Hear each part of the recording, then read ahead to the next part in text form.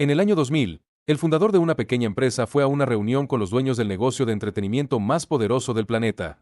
Les pidió que lo compraran. El precio era $50 millones. Los ejecutivos del gigante se rieron en su cara. Literalmente, le dijeron que su empresa era una broma, que nunca iba a funcionar, y lo mandaron a la calle. Hoy esa broma tiene 302 millones de suscriptores en 190 países, factura más de $11.000 millones cada trimestre y acaba de anunciar la compra de Warner Bros. Por $82.000 millones. Y esa empresa que los humilló, quebró en 2010. Esta es la historia de Netflix. Bienvenido a El Código del Dinero, el canal donde desciframos las estrategias reales detrás de los negocios que cambiaron el mundo. La historia de Netflix es única, no porque sea la historia de alguien que tuvo una idea genial desde el primer día. Es exactamente lo contrario. Es la historia de una empresa que casi quebró múltiples veces, que fue rechazada cuando quiso venderse, que perdió la mitad de su valor en un solo día en 2022, y que sin embargo logró reinventarse cada vez que el mundo cambió a su alrededor. Reed Hastings no construyó Netflix con un plan perfecto. Lo construyó tomando decisiones arriesgadas, equivocándose, corrigiéndose, y nunca, en ningún momento, dejando de adaptarse. Esa capacidad de reinvención constante es el verdadero código detrás de Netflix. Y es una de las lecciones más poderosas que cualquier negocio puede aprender hoy.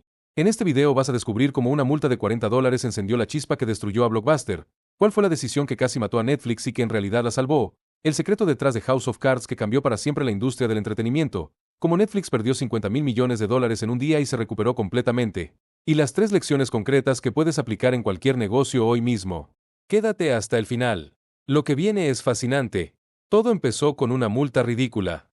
Era 1997. Reed Hastings, un matemático y empresario de California, fue al videoclub Blockbuster a devolver una película que había alquilado. La película era Apolo 13. La había tenido varios días de más. Y la multa fue de $40. $40. Por devolver tarde una película. Hastings salió furioso. Pero en vez de olvidarse del asunto, empezó a hacerse preguntas. ¿Por qué los videoclubes cobran multas? ¿Por qué hay que desplazarse hasta una tienda para alquilar algo? ¿Por qué el proceso de ver una película en casa tiene que ser tan complicado? Esas preguntas tenían una respuesta obvia. Y esa respuesta se llamaba Internet. Así que Hastings se asoció con Mark Randolph, su compañero de trabajo, y en 1997 fundaron Netflix. Un nombre que combina net, de Internet, y flix, slang en inglés para películas. El modelo inicial era simple pero revolucionario para la época. Nada de ir a la tienda. Nada de multas por retraso. El cliente elegía las películas desde su computadora, y Netflix las enviaba por correo postal directamente a su casa. Sin fechas de devolución fijas. Sin penalizaciones. Sin complicaciones. Pero el verdadero golpe de genialidad llegó poco después. En lugar de cobrar por película individual, Netflix introdujo un modelo de suscripción mensual plana. Pagas una tarifa fija al mes y tienes acceso ilimitado. Sin sorpresas. Sin cargos ocultos. Era exactamente lo contrario de cómo funcionaba Blockbuster. Y Blockbuster, en aquel momento, era el rey absoluto del mercado. Tenía 9.000 tiendas en todo el mundo. 60 millones de clientes. Facturaba $6.000 millones al año. Era el gigante más poderoso de la industria del entretenimiento. Y aquí viene uno de los momentos más famosos en la historia de los negocios. En el año 2000, en plena crisis de las .com, Netflix estaba al borde de la quiebra. Hastings fue personalmente a las oficinas de Blockbuster en Dallas a ofrecer su empresa por $50 millones. Propuso una alianza. Netflix manejaría el negocio online, Blockbuster el físico. Juntos dominarían el mercado. El CEO de Blockbuster, John Antioco, se rió de él. Literalmente. Lo llamó un negocio de nicho sin futuro. Y lo mandó a la calle. Esa reunión duró menos de una hora. Y selló el destino de ambas empresas para siempre. 10 años después, Blockbuster se declaró en bancarrota. Netflix cotizaba en bolsa con una valoración de miles de millones. Y esa historia se convirtió en el caso de estudio más citado del mundo sobre la resistencia al cambio. Para entender por qué Netflix llegó donde llegó, necesitas entender que esta empresa tomó 3 decisiones que en su momento parecían completamente absurdas. Y las 3 resultaron ser geniales. Primera decisión: abandonar su propio negocio cuando funcionaba. En 2007, Netflix tenía un negocio de alquiler de DVDs por correo que funcionaba perfectamente. Tenían más de 7 millones de suscriptores. Habían alcanzado el billón de DVDs enviados. El modelo era rentable, estable y creciente. Entonces Hastings tomó una decisión que dejó atónito a todo el mundo. Decidió destruir su propio negocio lanzando el streaming. No porque el DVD estuviera muriendo en ese momento. Lo lanzó porque Hastings vio que en algún momento futuro el DVD iba a morir. Y prefería matarlo él antes de que lo matara a alguien más. Esto tiene un nombre en el mundo de los negocios. Se llama disrupción propia. Es una de las decisiones más difíciles que puede tomar un líder empresarial, porque implica canibalizar tu propia fuente de ingresos antes de que lo haga la competencia. La mayoría de las empresas no pueden hacerlo. Blockbuster no pudo. Kodak no pudo. Nokia no pudo. Netflix sí pudo. Y esa diferencia lo cambió todo. Segunda decisión: convertirse en productora de contenido. En 2013, Netflix hizo algo que nadie esperaba. Dejó de ser solo una plataforma que distribuía contenido de otros y se convirtió en productora de su propio contenido. La primera apuesta fue House of Cards, una serie política protagonizada por Kevin Spacey. Pero lo realmente revolucionario no fue la serie en sí, fue como Netflix la creó. Antes de escribir una sola línea del guión, Netflix analizó los datos de comportamiento de sus 30 millones de suscriptores. Sabían exactamente qué géneros funcionaban más, qué directores generaban más visualizaciones, qué actores tenían más seguidores entre su audiencia, qué tipo de historias hacían que la gente se quedara despierta hasta las 3 de la mañana mirando episodios seguidos. Y con esos datos construyeron House of Cards desde cero. No fue intuición, no fue suerte, fue ciencia aplicada al entretenimiento. El resultado fue devastador para la competencia. House of Cards ganó 3 Emmy en su primera temporada. Netflix pasó de ser una plataforma de distribución a ser uno de los estudios de contenido más poderosos del planeta. Y en 2024 invirtió $17,000 millones en producción propia, creando contenido en español, coreano, alemán, japonés y docenas de idiomas más. Squid Game, producida en coreano por Netflix, se convirtió en la serie más vista de la historia de la plataforma. Vista por 111 millones de hogares en sus primeras 4 semanas. Una serie en coreano. Vista en todo el mundo. Eso no hubiera sido posible en ningún modelo de negocio anterior.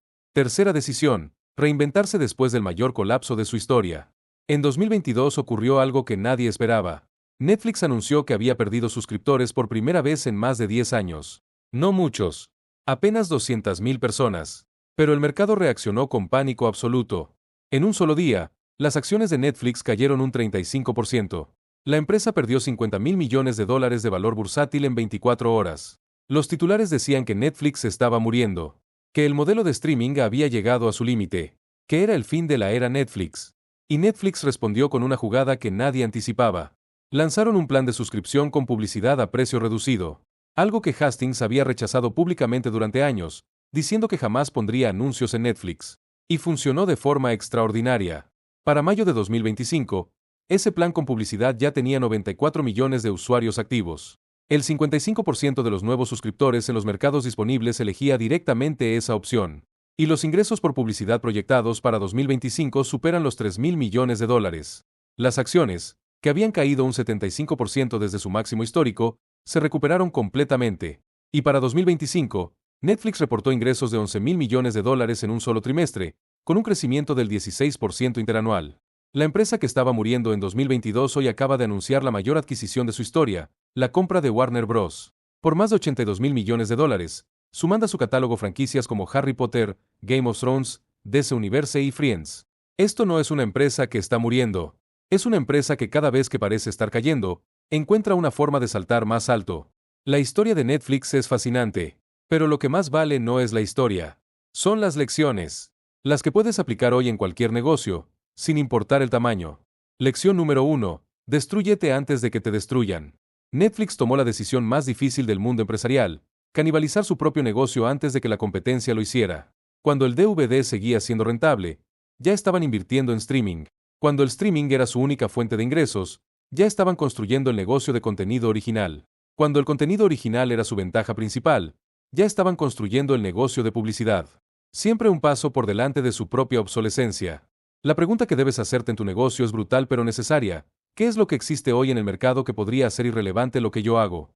Y más importante aún, ¿puedo ser yo quien lo construya antes de que lo haga otro?